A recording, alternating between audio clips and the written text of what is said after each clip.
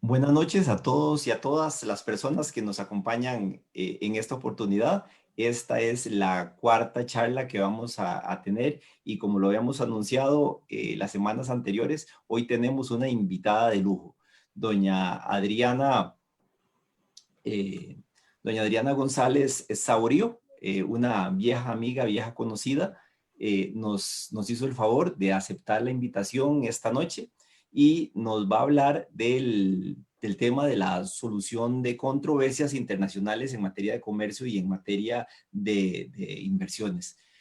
No quisiera quitar mucho tiempo a la ponencia de doña Adriana, así que me voy a permitir hacer una breve introducción de su currículum. Quisiera iniciar diciendo que doña Adriana es coordinadora de solución de controversias internacionales y asesora de la Dirección de Inversión del Ministerio de Comercio Exterior. Es licenciada en Derecho y egresada de la Maestría de Relaciones Internacionales y Comercio Internacional de la Universidad Nacional. Cuenta con cursos de especialización en solución de diferencias de la Organización Mundial del Comercio y una especialización en arbitraje, conciliación y mediación de la Universidad Latinoamericana de Ciencia y Tecnología, OLACID. Como parte de su trayectoria en el ministerio, ha participado en las negociaciones de los acuerdos comerciales con la Unión Europea, China, Singapur, México, Perú, Colombia y Corea del Sur, y ha coordinado la defensa de los arbitrajes internacionales, en materia de comercio e inversión hace más de 10 años. Ha sido profesora universitaria en la carrera de Relaciones Internacionales de la Universidad Nacional. Es para mí un gusto, Adriana, tenerla aquí esta noche con nosotros. Bienvenida. Muchísimas gracias, Jorge. El gusto es mío. ¿Sí me escuchan bien? Sí, la escuchamos bien. En este momento le dejo la transmisión para que inicie su ponencia. Muchas gracias. Perfecto. Muchas gracias a vos, Jorge, y a todos los organizadores de esta actividad. Pues para mí en realidad es un honor que yo, sin ser especialista en derecho administrativo, me hayan invitado a este foro. Que bueno, si bien ya comentó un poquito don Aldo la semana pasada sobre el tema de solución de controversias, vamos a profundizarlo un poco más. Voy a tratar de compartir aquí mi presentación y por favor me dice Jorge si la está viendo. Efectivamente, doña Adriana, la estamos viendo en grande, en modo presentación. Puede iniciar. Listo, muchas gracias. Bueno, como comentaba, me parece que don Aldo ya hizo una buena introducción en la semana pasada con relación al tema de cómo hay una vinculación entre áreas del derecho administrativo y otras áreas en general, ¿verdad?, del derecho, incluyendo el derecho internacional, por supuesto, que cada vez pues se vinculan de una u otra forma todas las ramas del derecho y no podemos pues hacernos de la vista gorda y no seguir viendo esto de cómo se ha venido manejando de una manera pues aislada en cada rama del derecho, sino que tenemos que ir vinculando y entendiendo que la evolución de ciertas ramas del derecho son pues cada vez de manera más integradas.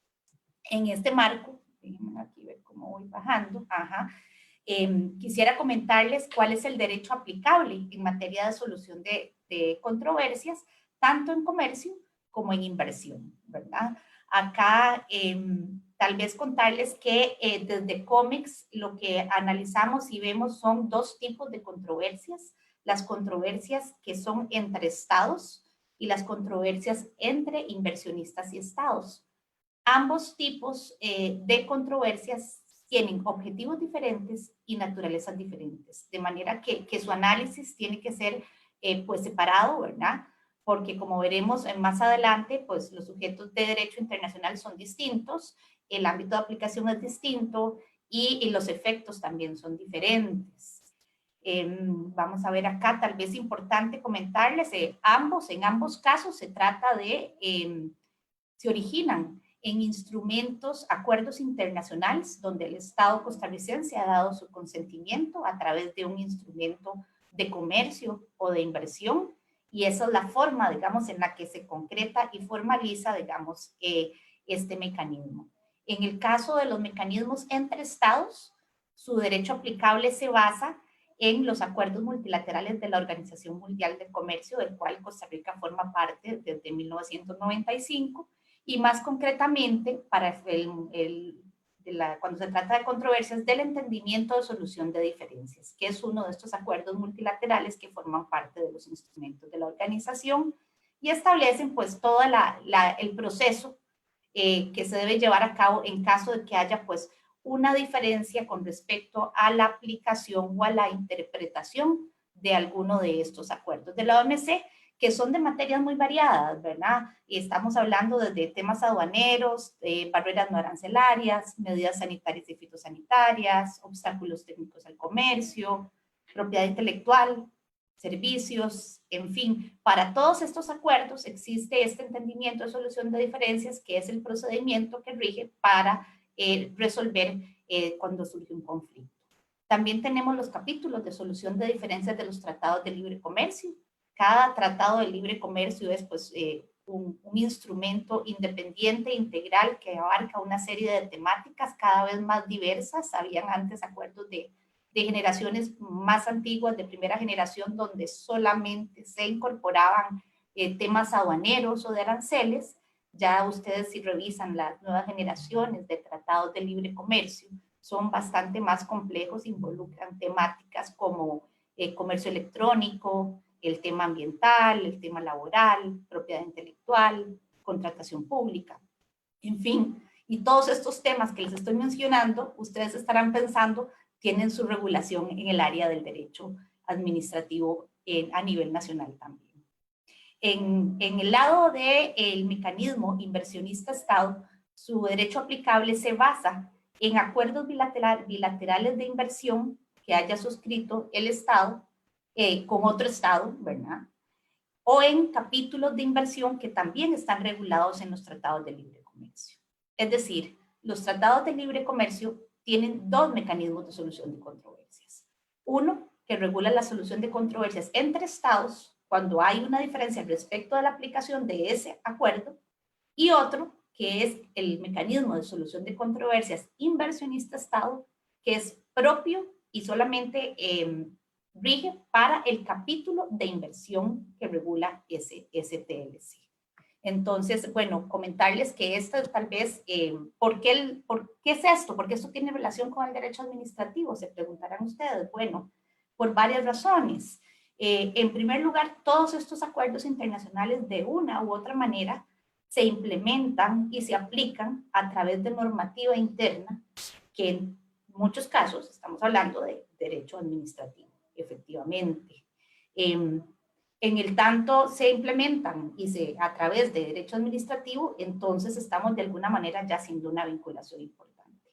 En otros casos, cuando surge una controversia, si bien el derecho aplicable en sentido estricto no es el derecho administrativo forma parte del cuadro fáctico y de los hechos que deben ser analizados a la luz del derecho aplicable en el área del derecho internacional. O sea, a la luz de estos acuerdos, parte de los hechos va a ser, en muchos casos, procedimientos administrativos, normas de derecho administrativo, ¿verdad? Que tienen que analizarse como parte de los elementos.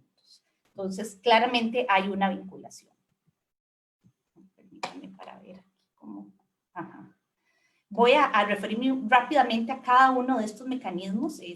Voy a hacerlo un poquito pues, rápido, porque no tenemos mucho tiempo y en realidad este es un tema muy amplio que nos podría dar muchísimas horas hablando de él y aparte que a mí pues, me apasiona particularmente.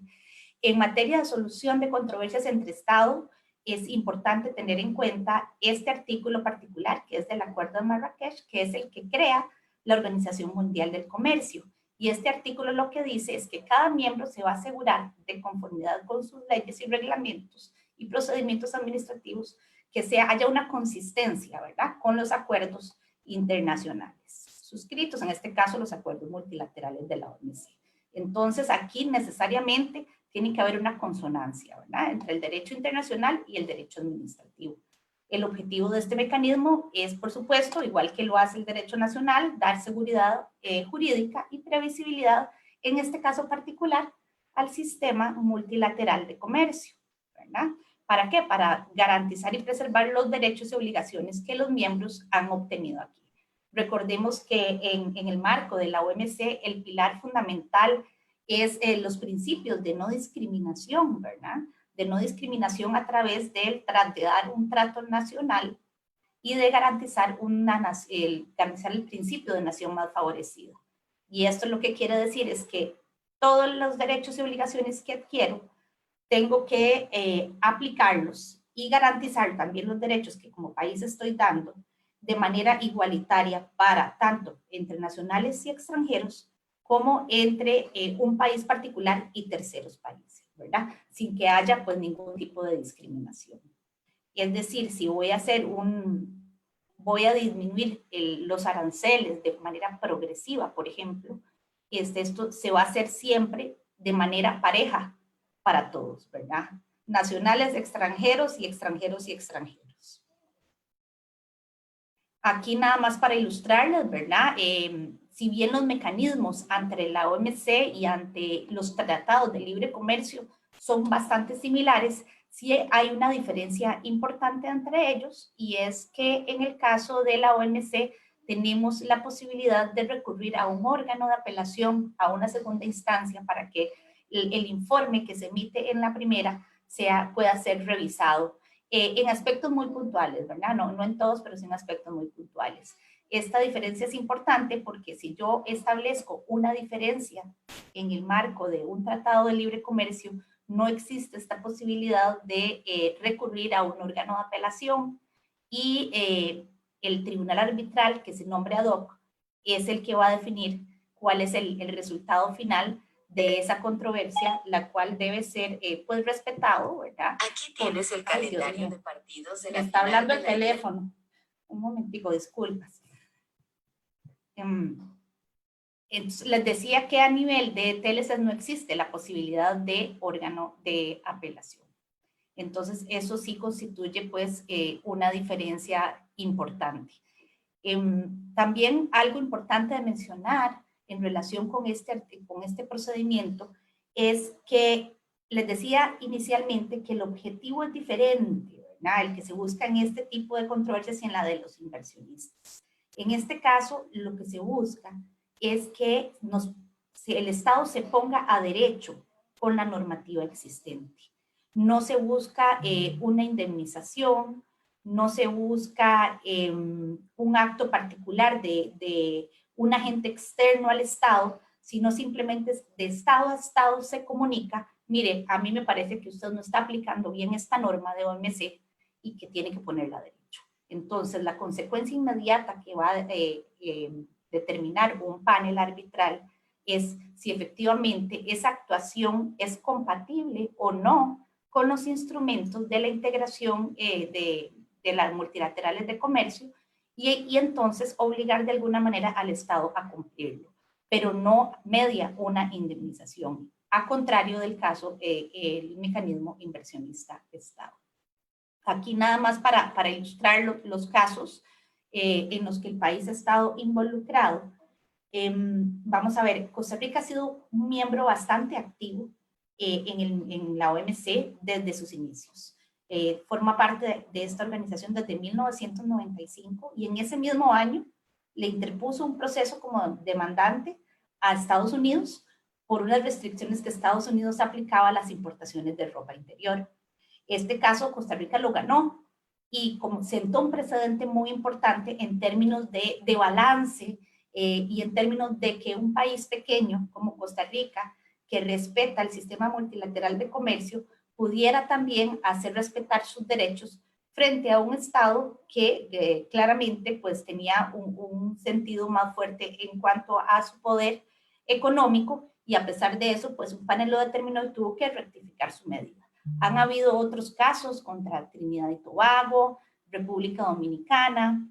En este caso de República Dominicana, tal vez comentarles que se trataba de temas relacionados con defensa comercial y en esa medida muy relacionados al derecho administrativo dominicano, porque cuando un caso se lleva a esta instancia ya tiene que haber existido un procedimiento interno de la autoridad competente en el que se haya determinado si existe una medida de salvaguardia o no existe. Entonces, nuevamente aquí vemos una vinculación donde se revisó todo el procedimiento administrativo de dominicano para analizar entonces si ese procedimiento había sido conforme a las normas y a los acuerdos de la OMC en la materia. A nivel de Centroamérica, somos bastante activos también, ¿verdad? Les decía, recordemos que en materia de solución de controversias entre Estados tenemos la OMC, pero también tenemos los TLCs, que en el caso de Centroamérica no es un TLC, sino que son un montón de instrumentos de la integración económica centroamericana, y hay un mecanismo de solución de controversias entre Centroamérica también. Aquí hemos interpuesto varios procesos ya, y lo bueno de este mecanismo es que Costa Rica es bastante activo, igual lo son los países de la región, pero mantenemos una buena relación en el sentido que es muy efectivo y en muchos casos no se llega ni siquiera hasta el final del procedimiento, sino que se logra el objetivo de llegar a una solución mutuamente satisfactoria para las partes, lo cual para mí es lo más beneficioso de todo, porque es al final lo que se busca en este tipo de procedimientos. No necesariamente tengo que llegar hasta el final, sino que el objetivo es pongámonos de acuerdo respecto de que estamos entendiendo lo mismo o no, estamos interpretando lo mismo o no respecto de este acuerdo. Entonces, en esa línea, pues hemos interpuesto algunos casos. Estos dos últimos son de muy reciente fecha, son de finales del año pasado. No sé si ustedes vieron en los medios que Nicaragua estaba cobrando $50 al transporte costarricense, a los transportistas, cosa que no hacía con el resto de Centroamérica. Costa Rica interpuso el procedimiento y bueno, este fue uno de esos casos que Nicaragua reconoció y se rectificó este tema y ya se eliminó pues este cobro. Entonces, esta fue una forma efectiva en la cual se solucionó el tema. También hemos, al amparo del CAFTA, tenemos un antecedente, el primer caso, al amparo del CAFTA, lo planteó Costa Rica contra El Salvador, sobre una interpretación de cómo debía entenderse las disposiciones de este tratado, si era para todas las partes o era una relación bilateral entre Estados Unidos y cada una de las partes de Centroamérica, que era como lo entendía El Salvador. Vamos a ver, como parte contendiente en este momento tenemos dos casos, el del aguacate, que bueno, ya bien conocido por todos ustedes, ¿verdad? Este es un caso del cual Costa Rica funge como demandado y se encuentra en curso, y un caso que tenemos de Costa Rica contra Panamá por la importación de tomate costarricense. Ante la OMC estamos ahorita con dos casos en los que participamos como tercera parte. Es bien importante esta participación que frecuentemente el país tiene como tercero, y cuando lo hace es porque existe un interés comercial de Costa Rica en el caso. En estos dos casos particulares, importante mencionarles que, bueno, Costa Rica exporta azúcar y es exportador también de aceite de palma. En esa medida, logra demostrar ante la OMC que tiene un interés comercial y que desea participar como tercero, un poco para darle seguimiento a la dinámica de las normas que se está ventilando en esos procesos. Ok, hasta aquí dejo el tema de la solución de controversias entre Estado, y sí me voy a tomar un poco más de tiempo con el tema de solución de controversias inversionista-Estado, porque acá es donde reviste una particular importancia el tema también de la relación con el derecho administrativo. Ok, esto creo que es conocido por todos, porque tenemos este sistema de arbitraje de inversión, porque existe el derecho de inversión, y porque particularmente Costa Rica cuenta con un número importante de acuerdos de inversión. No es un secreto que la IED para nuestro país es una fuente importante de ingresos. Yo creo que hoy por hoy todos tenemos a alguien conocido que trabaja en una empresa de inversión extranjera o en una zona franca o en un call center, etcétera, ¿verdad? Una empresa exportadora. En fin, es clave, sobre todo para un país pequeño como Costa Rica, que pues no puede, ha decidido como país no vivir de otras cosas como la minería, ¿verdad? O como los combustibles fósiles, que además tiene que destacarse, ¿verdad? Buscar a dónde destacarse. Y pues bueno, tenemos una serie de fortalezas en materia de Estado de Derecho, en materia de seguridad jurídica, afortunadamente, de democracia. Y aquí es donde la IED, digamos, ha servido, digamos, este tipo de temas como un tema de atracción para el inversionista al país.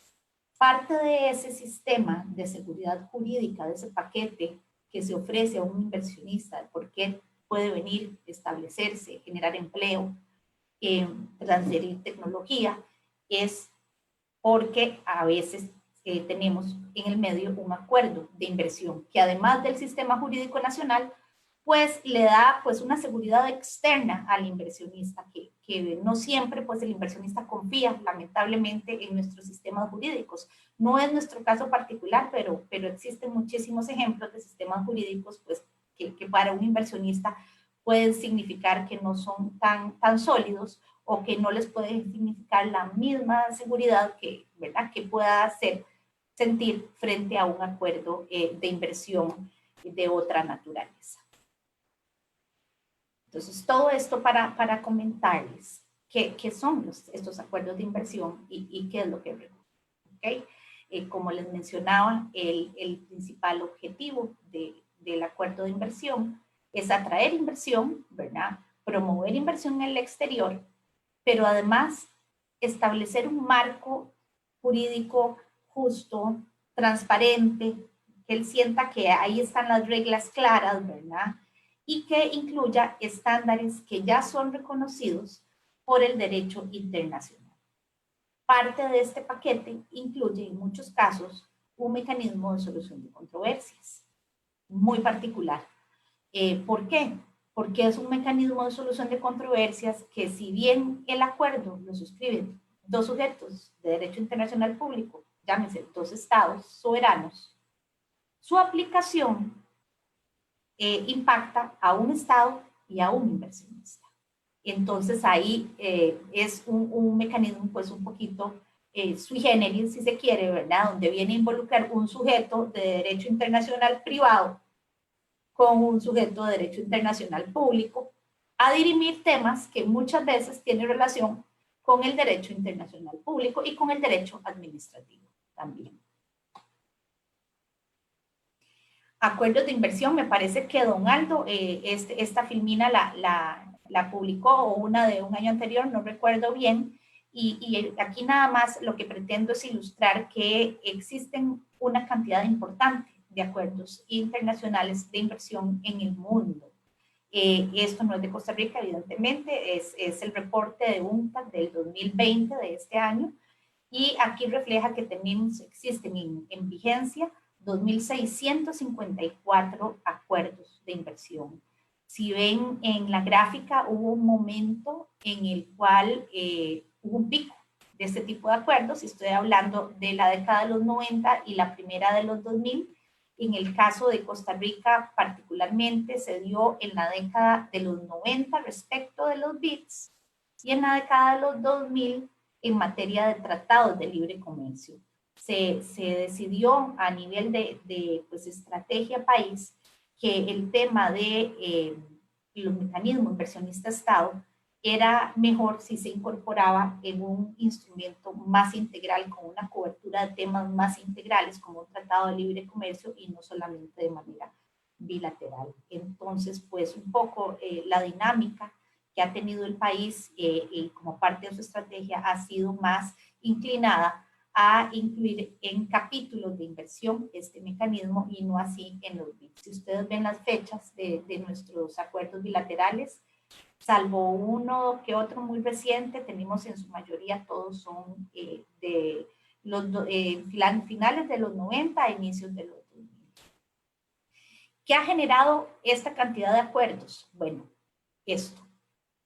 Un spaghetti bowl terrible, ¿verdad?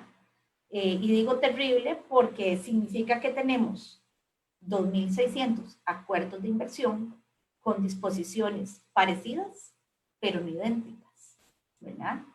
Con disposiciones más antiguas y otras más evolucionadas y más recientes. Y esto en la práctica, ¿qué significa? Esto en la práctica significa que no es difícil que exista una consistencia, ¿verdad? En los laudos, porque cada caso atiende a una realidad diferente, a un acuerdo diferente, ¿verdad? Y pues esto hace que todo este sistema de acuerdos internacionales sea muy complejo, ¿verdad? Y hasta haya sido objeto pues de mucha crítica en los últimos tiempos, y de ahí que han habido pues una serie de procesos de reforma. Esta filmina la decidí incluir un poco para desmitificar porque uno oye mucho ruido acerca de este mecanismo, ¿verdad? Y parte del ruido que se escucha, creo yo que sin razón, porque aquí están los números, ¿verdad? Es que en este mecanismo no debería existir porque todos los casos los gana el inversionista. Esto es totalmente falso. Yo vengo revisando las estadísticas tanto de UNCITRAL como del CIADI desde hace 15 años y las cifras son absolutamente parejas. Ha habido momentos en los que hay más laudos a favor del Estado, en otros a favor del inversionista, pero si les digo que ha habido una diferencia de 10 puntos, es muchísimo, ¿verdad? De hecho, me llamó la atención este último reporte, que es del 2019, donde vean que en el 2019 tenemos que un 37% de los casos fue decidido a favor de los estados y un 29% fue decidido a favor del inversionista. Inclusive podríamos sumar este 2% a favor de los estados, porque vean que se trata de un 2% en el que se determinó que un incumplimiento del estado, pero no una condenatoria en daños. Entonces, depende de cómo queramos ver, a favor o en contra, ¿verdad? Si lo vemos desde el punto de vista meramente económico, pues estaríamos sumando aquí un 39%, ¿verdad? Esto un poco para mencionar que esto no es cierto, y en el caso de Costa Rica todavía menos cierto, porque la estadística del país anda en un 95% versus 5% más o menos, ¿verdad? Ok. Los acuerdos internacionales de inversión, igual que el derecho administrativo, y aquí yo no tuve oportunidad de ver todas las ponencias que han circulado en este foro, sí vi la de la semana anterior, y ciertamente pensaba cómo es cierto que el derecho administrativo pues va cambiando y va ajustándose a las nuevas tendencias, y tal vez algunas no están tan sólidas todavía y se mantiene en un proceso de evolución. Pero esto no solamente ocurre en el derecho administrativo, sino en muchas áreas del derecho, ¿verdad? Donde más ahora, con las transformaciones tan abruptas y que estamos viviendo, pues no nos queda otra alternativa a nosotros los abogados que estar muy atentos a esos cambios y a pensar al momento de crear, ¿verdad? De crear normas, de crear jurisprudencia, que esto va a cambiar muy rápidamente. Entonces tienen que ser temas que tenemos que manejar con mucha cautela, pensando en estas flexibilidades en el futuro. Los acuerdos internacionales de inversión no son la excepción a esto. Como les decía, en 1960 se firmó el primer acuerdo de inversión, lo hizo Alemania, y de ahí a los 90, estos acuerdos eran una cosa totalmente general, ambigua, si se quiere, ¿verdad? Las normas. Era una herramienta que ni siquiera era pues muy estudiada, se firmaba como casi que una especie de garantía y listo, ¿verdad? Posteriormente, ya en la década de los 90, hay una mayor conciencia de este instrumento, y se trata de que las normas que se incluyan en este tipo de acuerdos sean medianamente estandarizadas para que no nos ocurra este spaghetti bowl de normas, sino que más o menos todos los acuerdos tengan las mismas normas, ¿verdad? Y con eso que haya más precisión. Porque lo que ocurría era que al haber normas tan generales, se dejaba un margen de discreción sumamente amplio para los tribunales arbitrales al momento de interpretarlas, lo cual a su vez variaba de tribunal en tribunal dependiendo del anteojo con que el tribunal pues hiciera el análisis del caso concreto. Ya para los 2000 y hasta la fecha, yo me atrevo a decir que en el caso de Costa Rica tenemos una era pre-CAFTA y post-CAFTA. Ya tenemos otra historia de nuestros capítulos de inversión, tenemos una política muy consolidada, muy precisa y muy clara de qué queremos incluir en nuestros acuerdos de inversión, los cuales cada vez se han ido mejorando a la luz de la experiencia que hemos tenido en los casos, ¿verdad? Entonces, cada vez una ventaja que tenemos en el ministerio y que no ocurre en otros países es que quien negocia el acuerdo y quien lo aplica, estamos en la misma institución. Entonces, a mí me ha permitido, por ejemplo, poder compartir con mi colega de negociación en materia de inversión cuál ha sido nuestra experiencia de los casos para a raíz de eso poder mejorar la negociación de las normas siguientes en un acuerdo futuro. En otros países, estos dos, los aplicadores y los negociadores se encuentran en instituciones diferentes, llámese, por ejemplo, la Procuraduría General y en otros el Ministerio de Comercio, en fin. Hay diferentes esquemas en presidencia en algunos casos, y eso lo que ha hecho es una separación porque no hay una adecuada coordinación. En nuestro caso, afortunadamente, como les comentaba, esto ha sido una dicha y si ustedes van revisando en el paso del tiempo nuestros acuerdos de inversión, se darán cuenta cómo cada vez más se van incorporando disposiciones que permiten generar un balance adecuado entre la atracción de inversión y la defensa adecuada de nuestros intereses.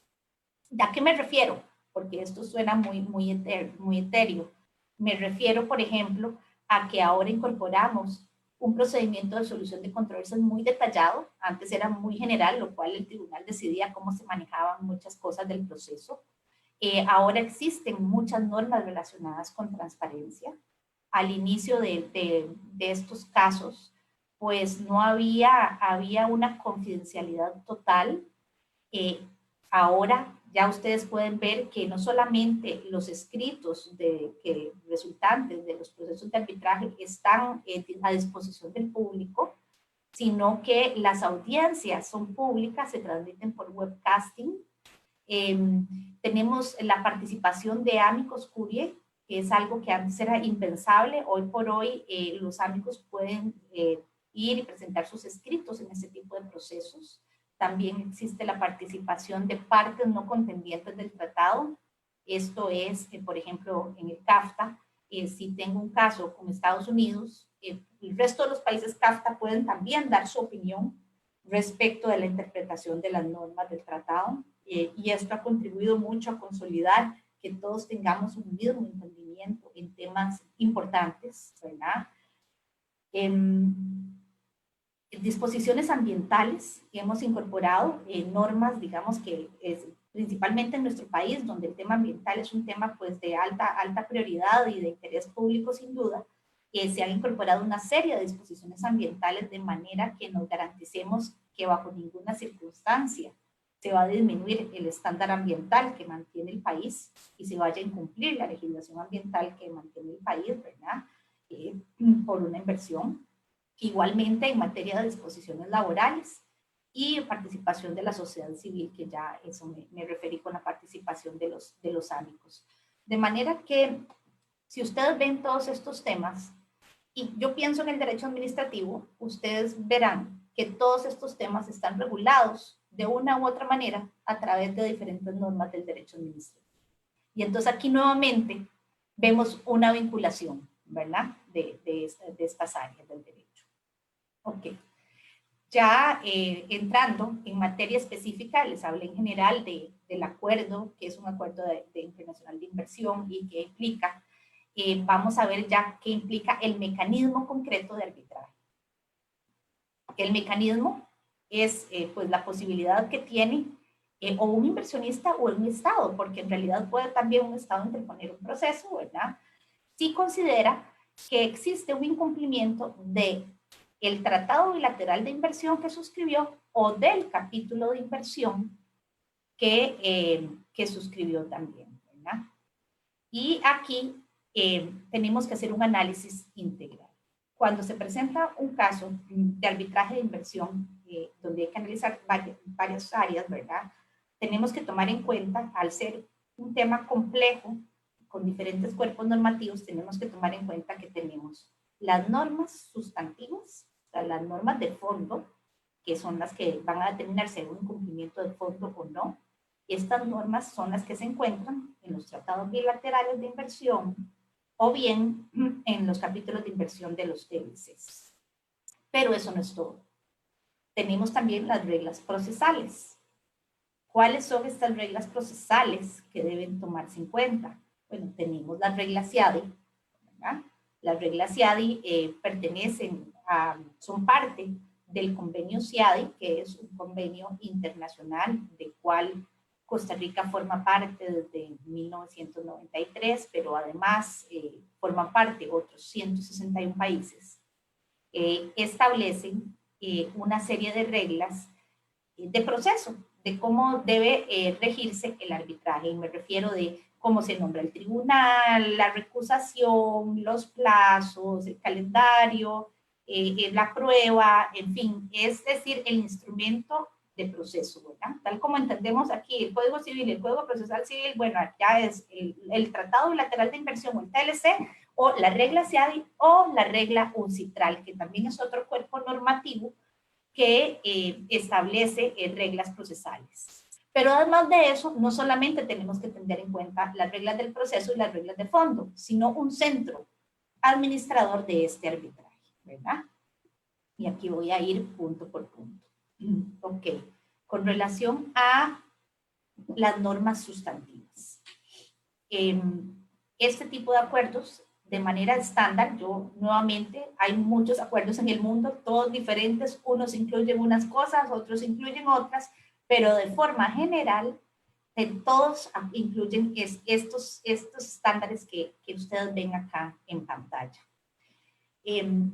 Yo creo que muchos de estos estándares ya los tenemos en nuestro sistema jurídico interno, ¿verdad? Y me refiero a que aquí en Costa Rica tenemos una fuerte ley general de administración pública donde establece una serie de parámetros de manera muy clara respecto del debido proceso, por ejemplo, respecto de los plazos, respecto de la motivación de los actos, etc. En esa misma línea es que estos estándares están dirigidos, ¿verdad? Entonces, tal vez en algunos países estos estándares son algo muy nuevo. En el caso nuestro, algunas cosas no son nada nuevas porque ya las tenemos que cumplir de por sí debido a nuestra legislación interna, pero hay otras que sí son nuevas. Y aquí tal vez voy a ir rápidamente una por una. El trato justo y equitativo es tal vez el estándar más importante en el sentido de que ha sido el que utilizado por más inversionistas en contra del país. ¿Qué significa trato justo y equitativo? Bueno, trato justo y equitativo implica, es una norma que en los acuerdos anteriores era muy general y lo cual dio pie para mucha debate, porque evidentemente lo que es justo para mí no es justo para el colega o no es justo para el árbitro o para el inversionista y el Estado. Esos anteojos de cómo vemos la justicia y la equidad hacen que haya habido un gran debate al respecto y que hayamos tenido que ir delimitando su concepción a lo largo del tiempo. Implica, por ejemplo, debido proceso, implica, por ejemplo, previsibilidad y seguridad jurídica, y esto quiere decir que no haya resoluciones contradictorias, por ejemplo, ya sea en una misma institución pública o entre varias, porque a los ojos del derecho internacional está el principio de unidad del Estado, de manera que el inversionista espera que se le trate con justicia y esa justicia implica que una institución no me diga una cosa y otra me diga otra. Entonces ahí ese es uno de los grandes temas, digamos, que ha sido objeto en nuestros casos, ¿verdad? También este principio pasa por el tema de que no exista una arbitrariedad entendida como una arbitrariedad manifiesta, evidente y flagrante, que son pues las características que ya los tribunales le han dado a través de un test que existe, a que no basta, y aquí es un tema importante de analizar, porque siempre se piensa muchas veces que puedo ir a un arbitraje internacional a hacer valer mis derechos con base en normas locales, pero el estándar es un poco diferente. puede ser que a nivel local se haya determinado que un acto no está motivado, pero a nivel internacional un solo acto no motivado de pronto no constituye una violación de este principio, sino que tiene que ser una arbitrariedad de gran magnitud, ¿verdad? Que haya sido consistente la falta de motivación de actos en varias ocasiones, por ejemplo, y en de diferentes formas. Entonces, hay que tener pues esa claridad que no siempre, porque exista una violación del derecho nacional, va a implicar automáticamente una violación del derecho internacional, porque el derecho aplicable es diferente. El concepto de inversión inversionista es algo que es de fundamental y capital importancia cuando uno va a hacer un análisis prima facie de un caso de derecho de inversión. ¿Por qué? Porque puede ser, todos los acuerdos incluyen un concepto de inversión y un concepto de inversionista, pero puede ser que el inversionista esté estableciendo un caso sin estar tan claro que para él se considera inversionista, pero a la luz del acuerdo, su caso no es un inversionista. Y voy a decir una cosa extrema, absurda. Por ejemplo, que un inversionista solamente pueda ser, según el tratado, personas jurídicas y que haya una persona que venga e invierta a título personal en Costa Rica y demande. Pues ese caso no procedería, ¿verdad?, a la luz de este concepto. Y entonces tendría yo la facultad de poder pedir al tribunal, ¿verdad?, que no tiene jurisdicción para conocerlo, porque no se trata de una definición acorde a lo que establece el tratado. Aquí también me voy a detener un momento, porque en el caso costarricense, todos los acuerdos de inversión y tratados de libre comercio establecen que un concepto de inversión inversionista, pero establece que esa inversión tiene que haberse realizado de conformidad con la legislación nacional. Y esto es muy importante porque en el momento en que meto y digo que esta inversión tiene que realizarse de conformidad con la legislación nacional, esa legislación nacional pasa a ser derecho aplicable en este caso.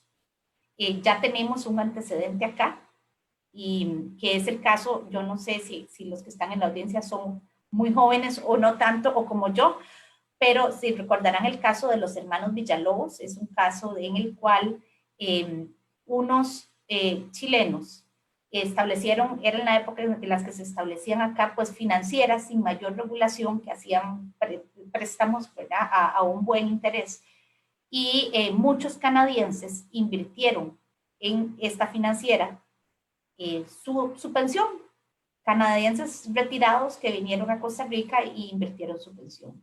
Estos dueños de la financiera se fueron del país con todo el dinero de los canadienses. Y los canadienses demandan al gobierno de Costa Rica por no haber resguardado su inversión adecuadamente. Este caso, Costa Rica lo ganó en la fase de jurisdicción porque logró demostrar que la inversión que se realizaba no se realizó de conformidad con la legislación nacional.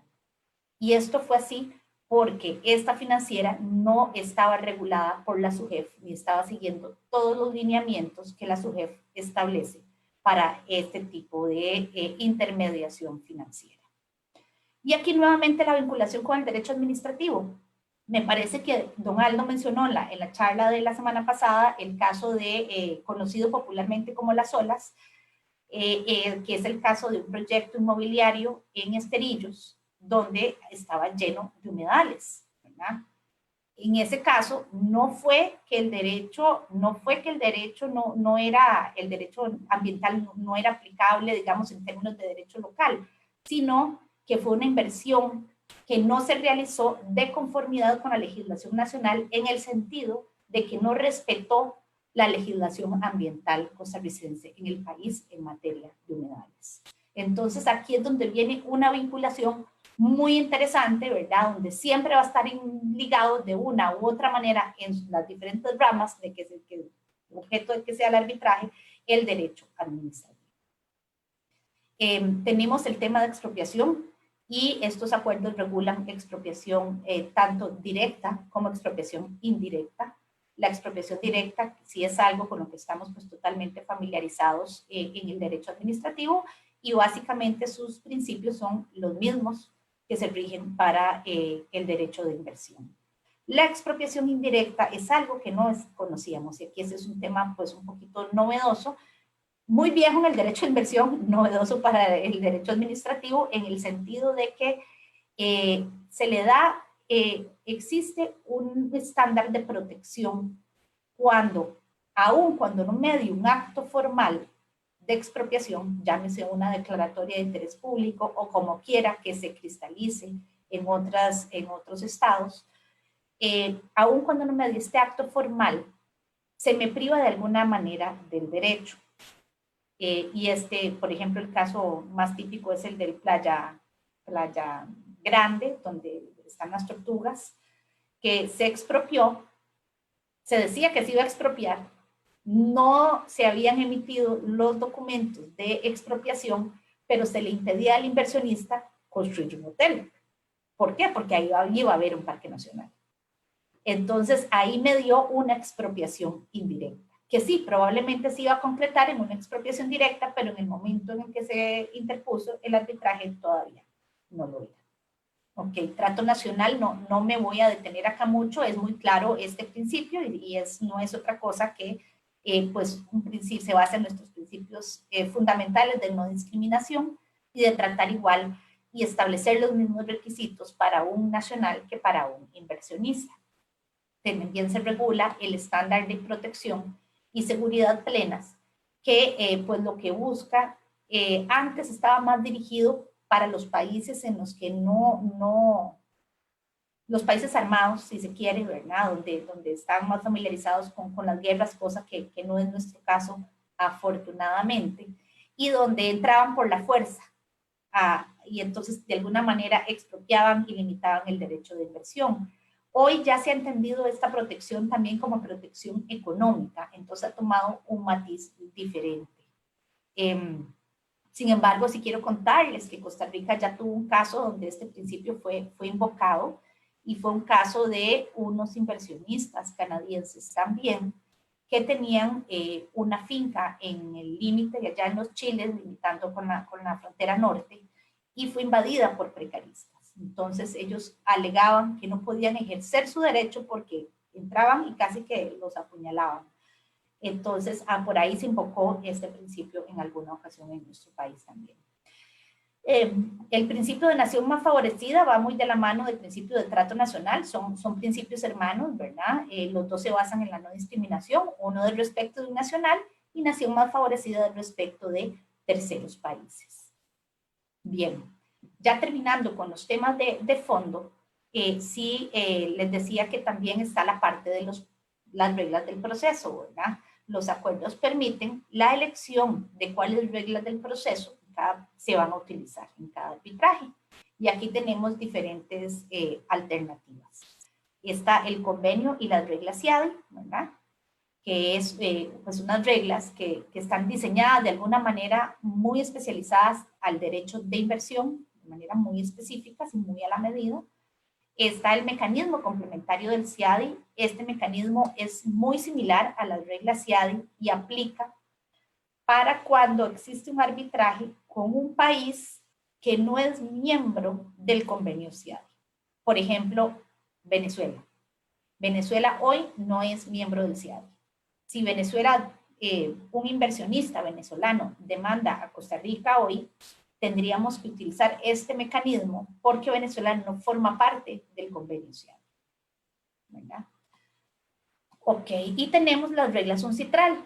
Las reglas UNCITRAL fueron creadas para el arbitraje más internacional privado, si se quiere, comercial, ¿verdad? Comercial privado, más bien, y para el arbitraje de esa línea. Sin embargo, en materia de arbitraje de inversión también se han utilizado estas reglas. No varían mucho de las reglas CIADI, pero sí tienen algunas particularidades que uno podría decir, bueno, sí, son propias de un ámbito un poquito más del derecho internacional privado. Y tal vez esa es la diferencia entre estos cuerpos normativos. Les decía que además de las reglas de fondo, las reglas del proceso, tenemos que tener en cuenta cuál va a ser el centro del arbitraje. Y aquí hay muchos centros. Esto es nada más algo pues ilustrativo de los principales, ¿verdad? Hay muchísimos centros de arbitraje a nivel nacional y a nivel internacional.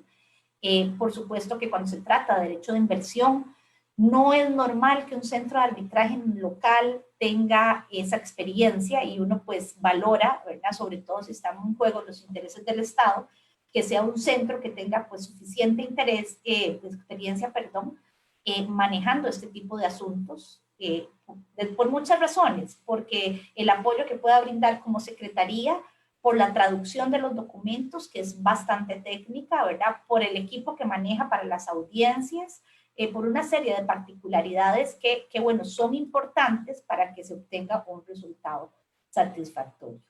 En el caso de Costa Rica, contarles que todos los arbitrajes siempre se han manejado como el centro administrador, el CIADI, y que a nivel de reglas sí hemos manejado casos tanto con las reglas CIADI como con las reglas UNCITRAL.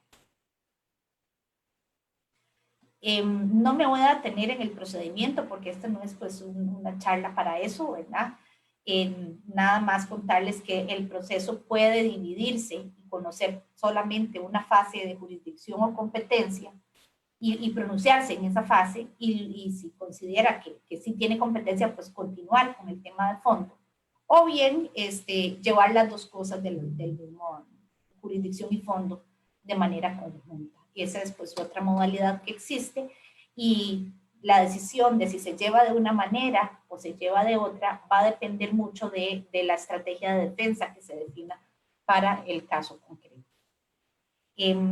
Aquí ya para ir terminando, solo mencionar que Costa Rica, bueno, tiene 15 acuerdos de inversión, 8 capítulos de inversión, ya ha enfrentado 10 casos de arbitraje y 9 de ellos los hemos administrado y defendido desde COMEX. Los resultados han sido favorables para el Estado costarricense. Como les mencionaba, la regla CIADI y UNCITRAL son las que hemos utilizado y los estándares que han sido invocados en casi que me atrevo a decir en todos los casos han sido el de expropiación y el de trato justo y equitativo. Aquí una pequeña ilustración de los últimos casos de los últimos años, ¿verdad? Son casos pues importantes, todos por un monto importante de dinero y afortunadamente en todos hemos salido pues bastante bien en términos de defensa. Las resoluciones han sido muy razonables por los tribunales arbitrales. Esto también ha obedecido a una estrategia muy sólida que se hace en conjunto con las instituciones involucradas en la controversia, con una firma internacional y con un trabajo que se hace desde el Ministerio de Comercio Exterior del equipo de defensa que se conforma para cada caso concreto. Además de estos casos, tenemos ahorita 2 casos más en curso, ¿verdad? Estos son, vamos, así está crucitas, estamos nada más esperando el laudo, pero aparte ya todos los demás, estos sí se encuentran totalmente finalizados. Contarles que en los últimos 2, en este de Gaceta y en el de las olas, el tribunal no solamente le dio la razón a Costa Rica, sino que le otorgó las costas del procedimiento y Costa Rica logró recuperar todos los gastos del proceso, que no son menores tampoco, ¿verdad? Los logró recuperar de manera íntegra. Entonces, contarles esto y bueno, ponerme a disposición de ustedes por si tienen alguna consulta. Muchas gracias, doña Adriana. Le comento que por ahora no tenemos dudas. Sí le quiero comentar o le quiero contar que tenemos muchos comentarios en el chat hablando de que su exposición está muy interesante. De mi parte, quiero agradecerle de verdad la materia que usted nos expone hoy y pues en la que usted trabaja es algo de interés para todos y todas y sin embargo es un ámbito que se conoce poco. Tal vez ahora, en los últimos años, hemos estado viendo más coberturas noticiosas en este tema, pero es en realidad algo que nos afecta en la vida cotidiana y que normalmente no nos damos cuenta qué es lo que está pasando. Yo no sé, Adriana, si usted me podría, no sé, no sé si es una duda o planteárselo como pregunta, pero ¿cuál cree usted que sería el futuro inmediato de estos procesos en la realidad costarricense? O sea, hacia dónde estaríamos avanzando en los próximos años de acuerdo a lo que usted ha visto en la práctica que se está dando? ¿Se incrementarán estos mecanismos? ¿Se profundizarán a nivel interno? ¿Se mezclarán con nuestro derecho interno? Es una poquito una bola de cristal lo que me estás pidiendo, Sí, Jorge, por que supuesto. conteste, ¿verdad? Es difícil. Vamos a ver, del lado del gobierno lo que sí les podemos decir es que es un proceso que sigue en evolución. En este momento a nivel internacional hay dos procesos de negociación de reforma de las reglas del CIADI y de las reglas de UNCITRAL para precisamente hacer esto de una manera más balanceada, garantizar una serie de cosas que antes no estaban tan claras, y en Costa Rica está participando activamente en estos procesos. Entonces yo esperaría que ya con esas reglas vigentes pues tengamos más robusto, un sistema más robusto en términos de proceso, eso desde el lado de afuera.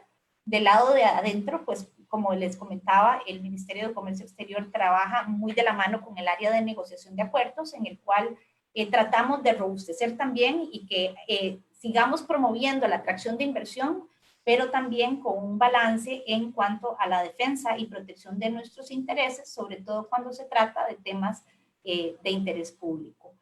¿Cuál es el futuro? En esta coyuntura COVID es complicada porque sí hemos estado viendo que es posible que muchos estados se vean en situaciones donde no puedan cumplir algunos de sus compromisos por esta situación, por ejemplo. Entonces surgen dudas como cómo funciona el tema de fuerza mayor, qué va a pasar con el arbitraje de inversión en tiempos de COVID, en fin, creo que estamos en una coyuntura donde debemos poner mucha atención y pues bueno, estar preparados para seguir haciendo este balance entre Costa Rica no se puede dar el lujo de no tener una política consolidada en materia de atracción de inversión. Entonces creo que tenemos que seguir en ese camino, pero siempre garantizando pues una seguridad jurídica que es lo que nos ha caracterizado como país. Le tengo una pregunta. Don Aldo Milano la saluda y nos envía la siguiente pregunta. ¿Cuál ha sido la incidencia de los fallos locales en los arbitrajes de inversionistas versus Costa Rica? ¿Han influido o no han influido?